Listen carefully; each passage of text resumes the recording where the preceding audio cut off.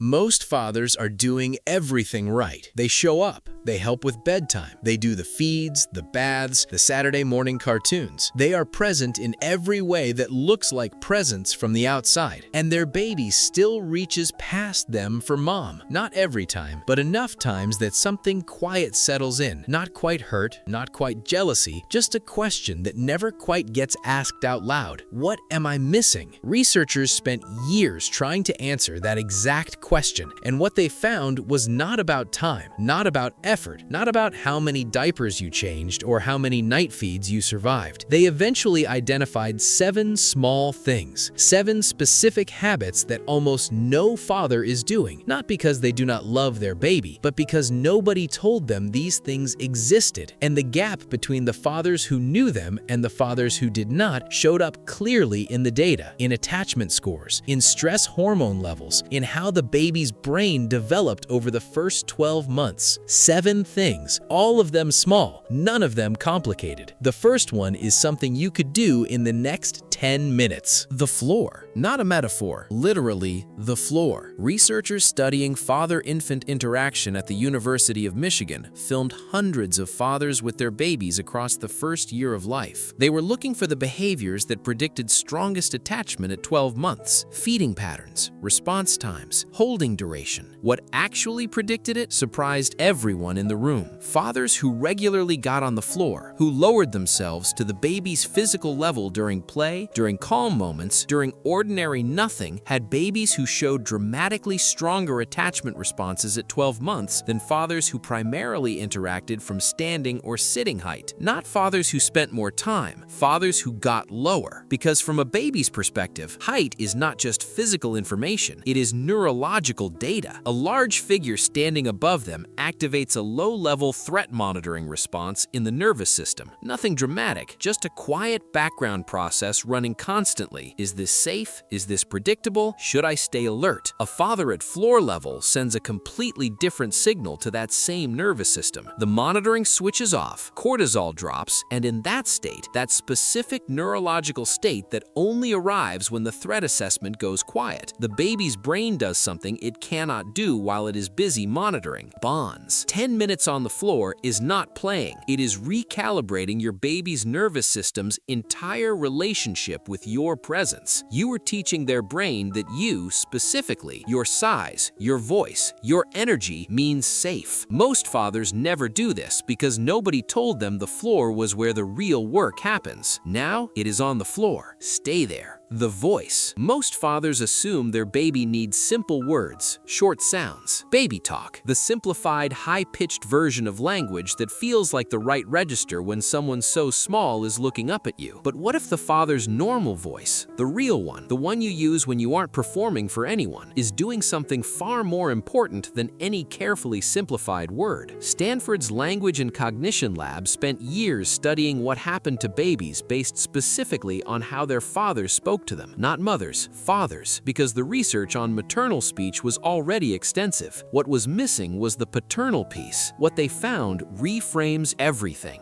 Babies whose fathers used varied, complex, natural language, full sentences, real words, genuine, unperformed tone showed accelerated development in the language processing regions of the brain. But here's what the data actually showed when researchers looked closer. You are not just teaching your baby words when you talk to them. You are building the physical architecture of their brain's ability to process language, emotion, and meaning before they understand a single thing you're saying. And the effect was strongest not during dedicated talking sessions. It was strongest during incidental speech, the talking that happens while doing other things, narrating what you're cooking, describing what you see, thinking out loud while the baby is nearby. Every sentence you say near them is construction, not metaphorically, neurologically, literally building structures in the brain that will determine how intelligent, how articulate, and how emotionally literate your child becomes. Your voice is not just comfort. Your voice is architecture. Use the real one. The stillness. This one will feel wrong to every father who was ever told that good parenting means active engagement. Sit near your baby and do nothing.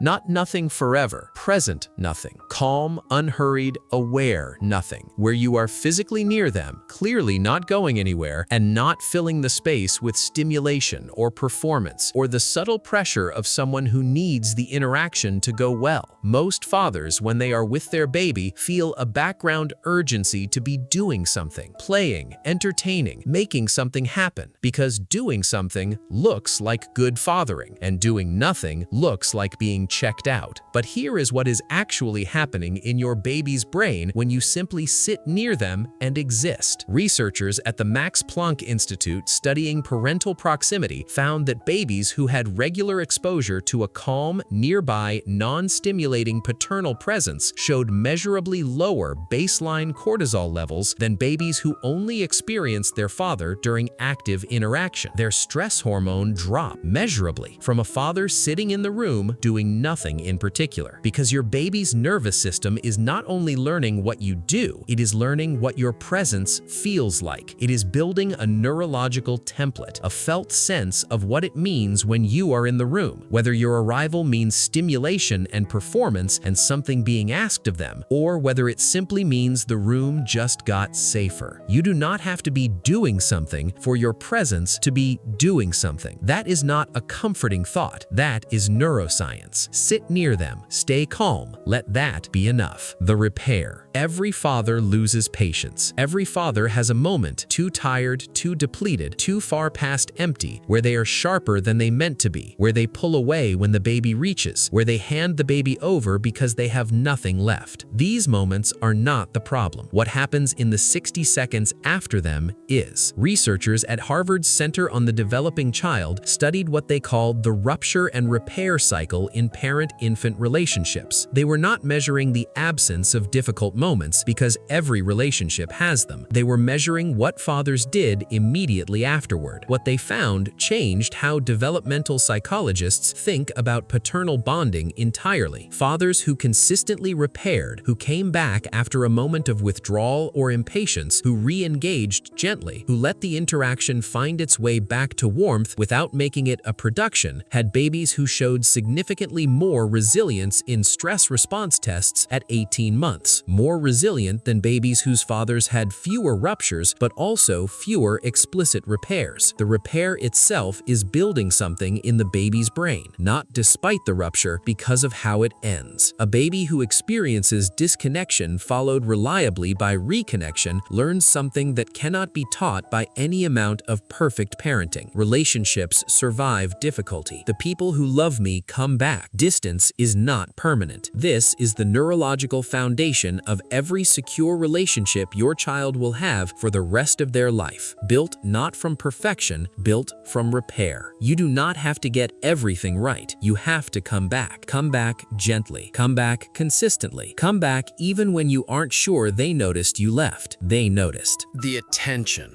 Your baby can tell when your body is in the room, but your mind is somewhere else. Not because they are perceptive in a way we do not understand, because their nervous system is running a continuous detection process, scanning the person in front of them for genuine engagement. And that detection system is more accurate than most fathers realize. Researchers studying attentional quality in father-infant interaction found that babies as young as 8 weeks showed measurably different neurological responses to a father whose attention was fully present versus a father whose attention was divided, even when that division was completely invisible to adult observers in the room. The baby's brain knew, not consciously, but the nervous system registered it and responded accordingly. Less vocalization, less reaching, less of the social engagement behavior that drives the interaction that builds the bond. You are not just looking at your baby when you give them your full attention. You are teaching their nervous system what it feels like to be truly seen by another person. And a baby whose nervous system learns that feeling consistently from the person who is their father develops a template for connection that they will carry into every relationship they ever have. 5 minutes, phone face down, nothing else open, eyes only on them. Not because 5 minutes builds everything, because 5 minutes of genuine attention tells your baby something their nervous system will remember long after the moment is gone. You are worth my full presence. The consistency. This is the one most fathers underestimate. Not in the big things, the showing up, the reliability, the being there in the ways that define fatherhood from a distance, in the small, repeated things, the specific sound you make when you walk in the door, the way you always pick them up with both hands under the arms, the sequence that only happens at bath time with you, the voice you use when you enter the room in the morning. These feel insignificant. They are not. Babies do not experience time the way adults do. They experience patterns, and the patterns created by one specific person, the sequences that only exist with you, the sounds that mean you specifically have arrived, become encoded in the nervous system as safety signals. Researchers at the University of Minnesota studying early paternal attachment at 12 months found that the strongest predictor of secure father-infant attachment at 12 months was not the quantity of interaction, not the quality of individual moments, it was the predictability of the father's behavioral patterns across repeated interactions. The baby did not need impressive. The baby needed recognizable. Your baby's brain is building a map of the world, and you are one of the landmarks on it. A landmark that the brain returns to when things are uncertain, when the world feels unpredictable, when something is frightening or new or hard. Be recognizable. Be the same person in the same small ways at the same moments often enough that your baby's nervous system can predict you before you arrive. Predictable presence is not a low bar. It is the foundation that everything else is built on. The emotion, the last one, the smallest one, the one most fathers were never taught to do and never saw modeled and therefore do not think to do. Let your face show what is actually happening inside it, not performing happiness for the baby's benefit, not maintaining the neutral, competent expression that feels like appropriate fatherhood, actually letting warmth look like warmth when you were warm, letting tiredness look like tiredness instead of neutral, saying, "I missed you today," out loud to someone who cannot understand the words but can hear everything in the tone. Here is what is happening when you do this. Your baby's brain is building its entire model of what emotions are, what they look like on a human face, what a person does with them, whether they are safe to have and safe to show, from watching the people closest to them. If the only emotional range your baby regularly sees on your face is neutral, occupied, or performed, that becomes their template for what emotions look like, what men do with feelings, what is and is not allowed to be visible. But a father who lets his face be real is giving his baby 6 out of 7, and the 7th is the one that teaches the baby who their father actually is, not the father who performs well, the father who is actually there. If any of these stopped you, leave one word in the comments, just one, the thing that made you pause. And if you want to understand why babies go completely still the moment they sense tension between their parents, why they detect things no one told them to notice in ways that should not be possible at their age, that's the next video. What they are actually picking up on will change how you think about every moment you have near them.